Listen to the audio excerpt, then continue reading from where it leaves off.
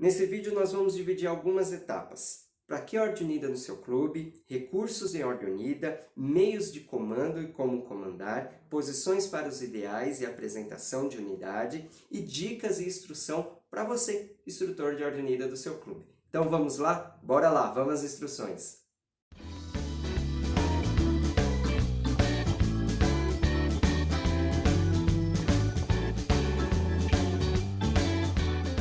A ordem unida ajuda na coordenação motora do desbravador.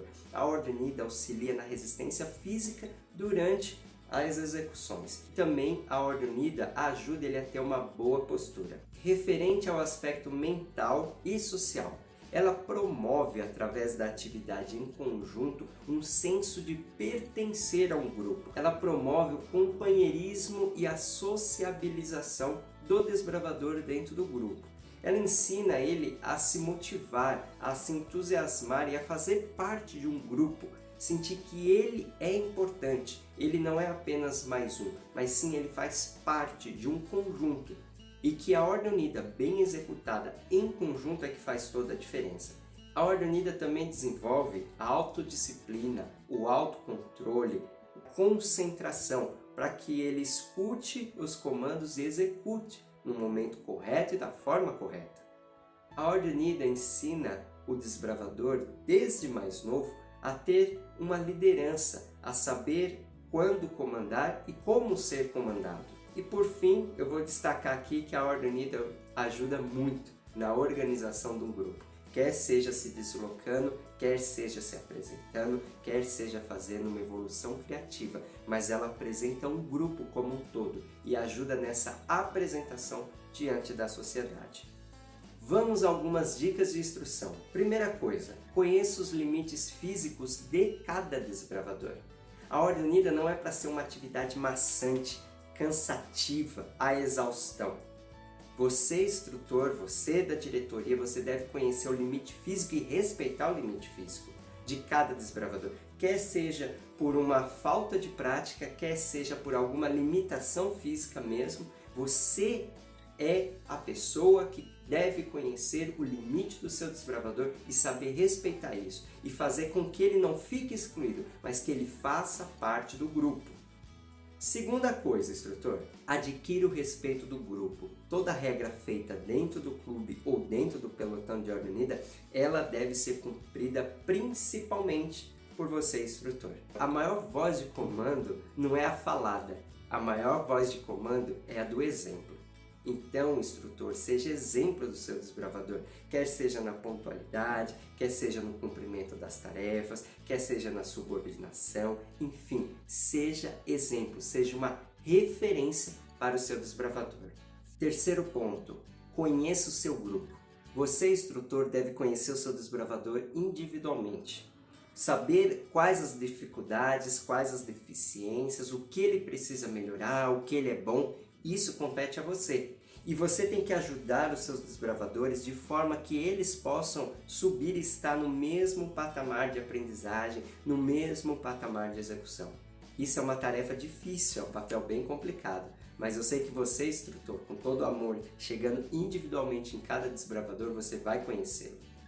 E a quarta coisa, que eu considero uma coisa muito importante na ordem unida, é mostre a Cristo, o líder maior em cada atividade. Quando eu digo mostrar a Cristo, é o sentimento realmente de amor, de pertencer a um grupo, de se sentir amado. Então não cabe aí castigos físicos, não cabe acuar o desbravador, fazer ele passar vergonha, se sentir humilhado na frente de todo mundo. Isso não faz parte da ordem unida, isso não faz parte da nossa filosofia, isso não faz parte do clube de desbravadores.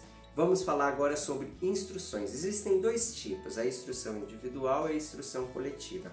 A instrução individual eu considero a mais importante. É quando o desbravador ele chega no clube, não coloque ele direto num pelotão de ordem unida, em que as pessoas sabem muito mais que ele, executam comandos complicadíssimos para ele que chegou agora, ou estão fazendo uma evolução que ele não sabe nem como começa.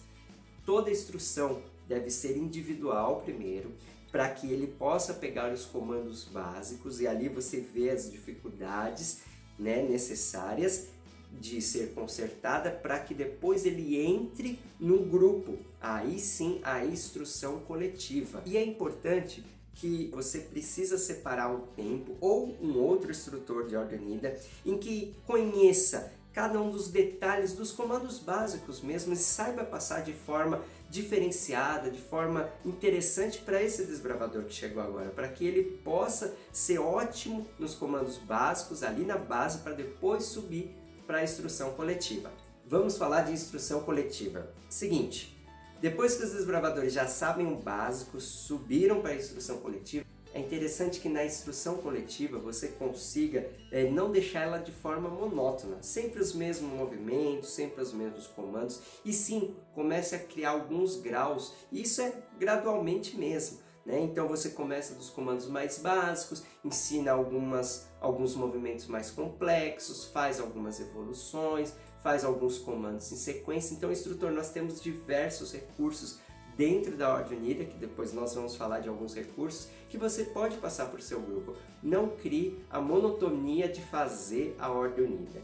E lembre-se, não ridicularize se alguém errar, não menospreze, não humilhe se alguém errar. Ele já vai se sentir mal por ter errado diante de todos. Então, ajude a crescer, ajude a se desenvolver. Meios de comando. Geralmente nós vemos e fazemos a Ordem Unida comandada por voz, mas existem algumas outras formas de passar o comando.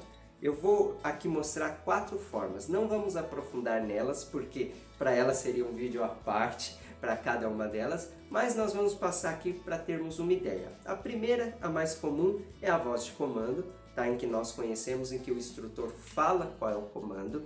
Essa voz ela é dividida em 3 tempos.